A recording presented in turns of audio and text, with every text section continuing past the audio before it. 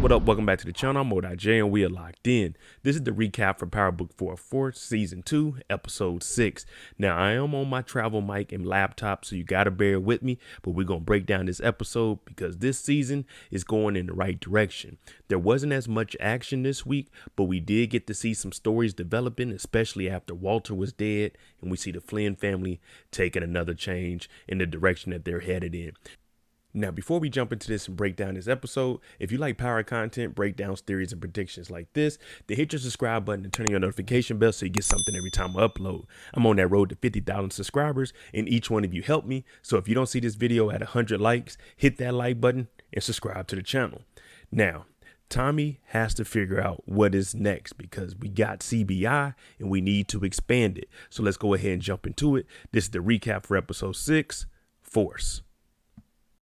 We start the episode off in the morgue, and on the table, we have Walter Flynn's body, who was killed by his son, Vic Flynn, last week after he exposed to Vic that Claudia is the one that set all of this up. Now, Claudia, she's putting on a good show. She's crying. She's making it seem like she actually cares that her father is dead. But as they leave the room, she bends over and whispers to the dead body of Walter Flynn and tells him, "You're out the way. Have a nice day." At the end of the episode last week, we know Vic went to talk to Stacy Marks with a potential to cooperate and turn his sister in. Now, in the words of 50 Cent, death must be easy because life is hard. And if we take those lyrics and apply it to this situation, Vic doesn't want his sister to die because that's the easy way out.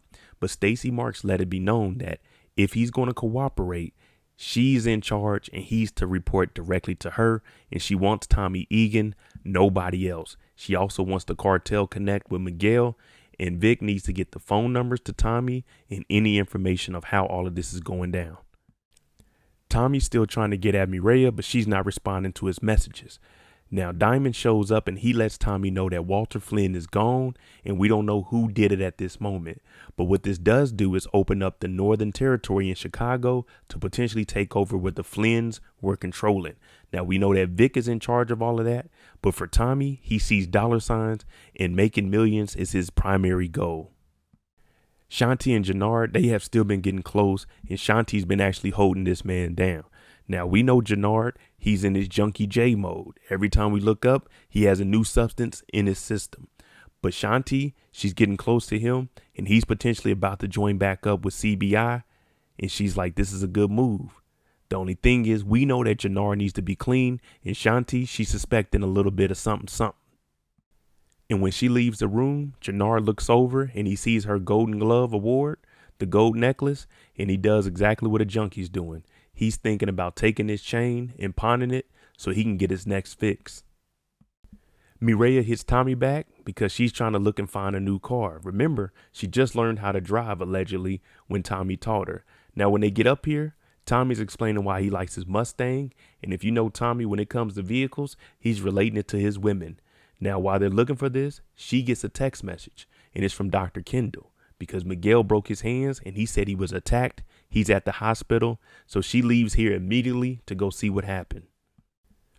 Dr. Kendall tells her straight up, "I don't know who did it. I just know it was a Mexican and they had a nice watch on." Now, we all know that McDowell is Miriam's brother. And Dr. Kendall was saying, I don't know what went on, but he's suspecting that it has something to do with her because I'm pretty sure he doesn't hang with any Mexicans outside of Miriam.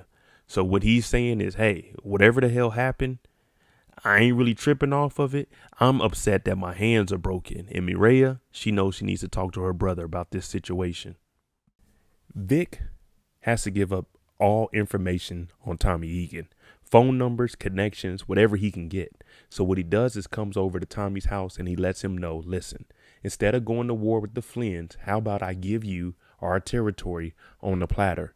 Now, if you remember, Tommy offered him to join CBI in episode 1 when he was crying at Gloria's gravesite. So now what he's trying to do is let Tommy take over the organization. They move the work 60-40 split Tommy's way. And now he's getting information on Tommy Egan to give to Stacy Marks because she doesn't want anybody on the bottom of the totem pole. She wants the big fish. And Tommy Egan is the linchpin. With all of that being said, we find out in the will that Walter Flynn left behind, he gave everything to Vic. The mansion, the money, everything you can think of that's related to the Flynn family, it goes to Vic. Claudia gets nothing. Now, once the lawyer leaves, Claudia is upset and says, Vic, I need that money more than you. But Vic says, no, I'm taking the security guards away from you, and we'll just call this payback for you trying to get me killed by Big Red. So Claudia, she's on her own. Vic is working with the feds, and he's now a part of CBI. Diamond is trying to get Jenard back into CBI, but he knows that Tommy is iffy on it because Jenard tried to kill him and Tommy. When Diamond gets to the house, he sees Jenard laying down, high as hell. He has chicken wings, he has pizza. He barely eats any of it, all of it's on his shirt. So when Diamond wakes him up, Jenard says he's hurting, he's down bad. And Diamond knows that this isn't good for anybody because if he messes up around Tommy, we know what the consequences could be. That is death. And this is his brother. So outside of the dope game, seeing your brother down like this and on that stuff, it really hurts to see him like this. Claudia needs help in the streets, so the only person that's left in her corner is, of course, Miriam and the Serbs. She goes over, she says Vic is working with CBI, Walter is gone, I don't have anything, but if we work together, I'm going to need some security because, well, the Flynns aren't messing with Claudia anymore. Now, Miriam does tell her, R.I.P. to your father, but as she walks off, she basically shrugs her shoulders and says, the hell with Walter, because in her eyes, she screwed him over even after death. Miriam goes home, and of course, McDowell, being a diabetic, he hasn't took his insulin. So he's been trying to get in touch with Miriam, but she was at the hospital and found out that McDowell was the one that did that to Dr. Kendall. Now, she's saying this could mess up her whole career, and he's saying your career is taking care of us. So as she storms off and tells him to take care of himself, Grandma grabs her arm and says, help him. But she still leaves because for her, Miguel has crossed the line. Diamond is still helping Leon learn how to box, and he's doing it at Shanti's gym. Now, he talks to Shanti and tells her that Jenard has a problem. Now, she says she hasn't noticed it, but we know that she's been noticing that Jenard is on that stuff.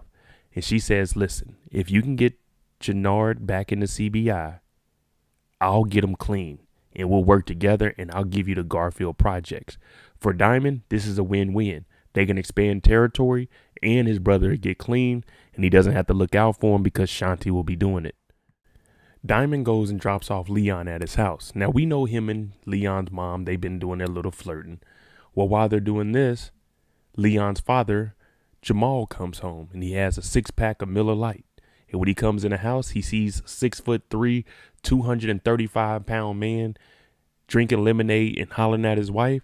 He goes over there, snatches the lemonade out of his hand, tells him to get out of the house, and he starts yelling at his old lady. And Diamond's outside and he's hurt because he's interested in her and he sees that Jamal is an asshole.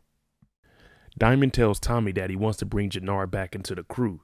But Tommy, he's thinking about making millions. He just got the pipeline with Vic. He's also trying to expand in any direction he can before the Serbs get there. Now, bringing Jenard in, Tommy is already in disagreement with that because he tried to kill Tommy and Diamond. But Diamond tells him straight up, if we bring Jenard in, we get Shanti in the Garfield projects. Tommy said, that sounds like a good deal, but if Jenard messes up, then I'm going to have to kill him myself. And Diamond, he understands that. And he also tells Tommy that Mirkovic, he wouldn't accept the payoff. He wants the projects back.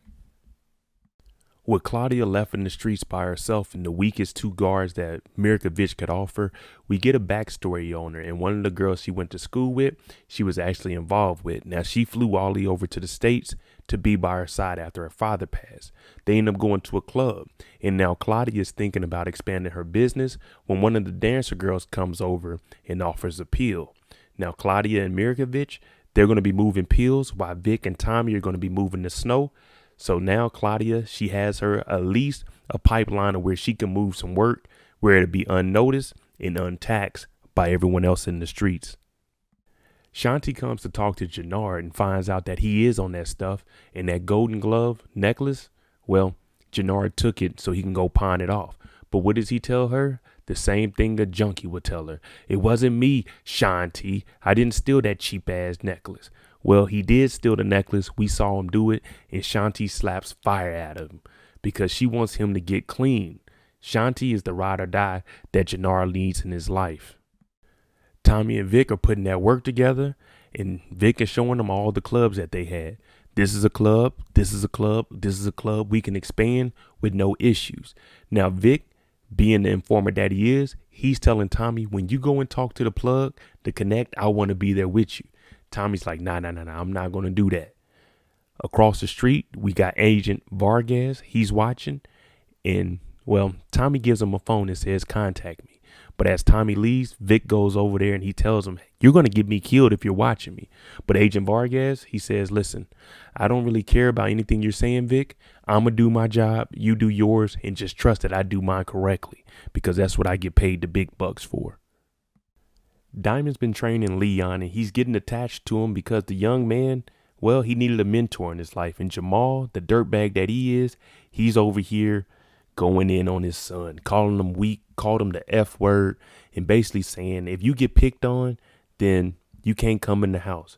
Now, Diamond is watching it from across the street, and he's feeling some type of way about it. And we know that Leon isn't built like that, but his father continues to antagonize him, and it's just bad, overall bad. But we know that his dad is different because he had the 6-pack of Miller Lite after a hard day's worth of work. And later that day, Diamond goes and handles Jamal. He chokes him out and tells him, you're not going to talk to Leon that way. You're not going to talk to his mama that way. And also Jamal, he on that stuff. He was doing 3 or 4 lines. Well, Diamond almost made his eyes pop out of his head. So I guarantee he's probably going to either get back on that junk or get back on that junk, because it's not looking good for him. And Diamond, he saved the day.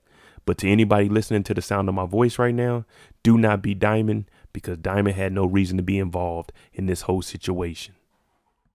After a little bit of strangulation, Diamond brings Jenard to the barbershop. Now he's trying to convince Tommy, hey, the stronger we are, the more people we bring into CBI, the better we are. We can make money. Plus, we get Shanti and Garfield projects. So Jenard said he wasn't thinking with his head, and he apologized. Tommy also lets him know, if you mess up one more strike, I'm going to kill you myself. So they shake hands, and they come to an understanding that they got to work together in order to make CBI the strongest it can possibly be. Tommy goes and talks to Miriam because she hasn't been responding. Well, she explains that Dr. Kendall was beat up and hands broken by, who else? Her brother McDowell. Now, Tommy is saying, well, if he was putting his hands on you, then he deserved it. She's trying to tell Tommy, this doesn't have anything to do with that. But this is putting you in danger if McDowell finds out that these two are messing around. Now, Tommy, he's not really worried about that, but he gets a phone call because little does he know, it's going down. The Serbs pulled up to the block, grenade launchers, automatic weapons. And when I tell you they started letting everybody have it, anybody could get it at this moment.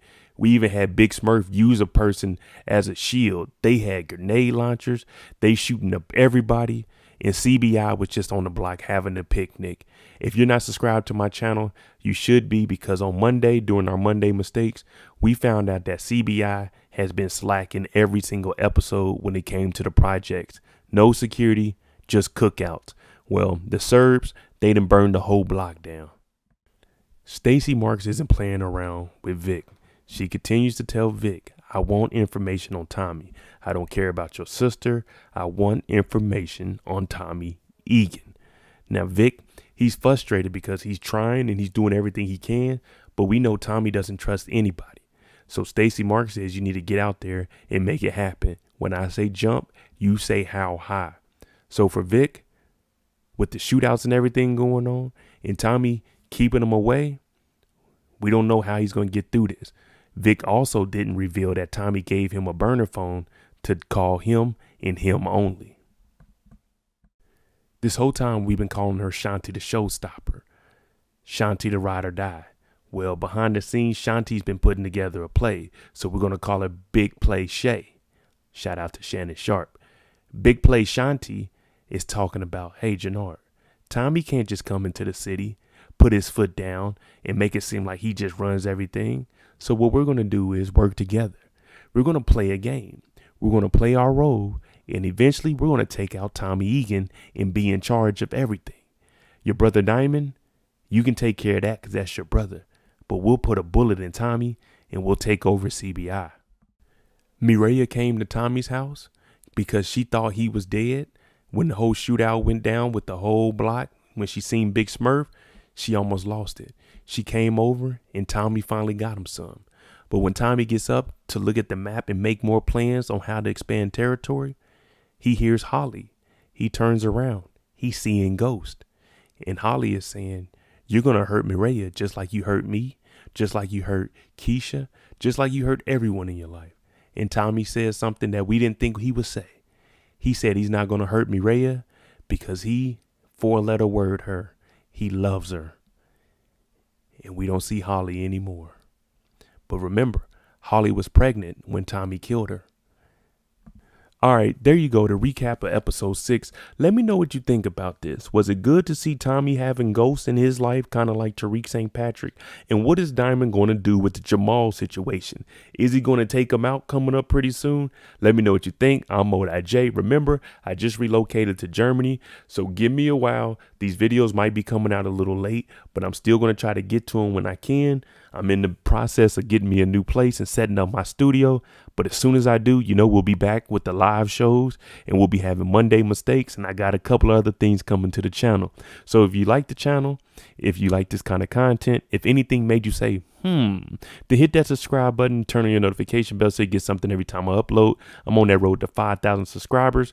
So if you don't see this video at 100 likes, hit that like button. Thanks for watching. I'm out.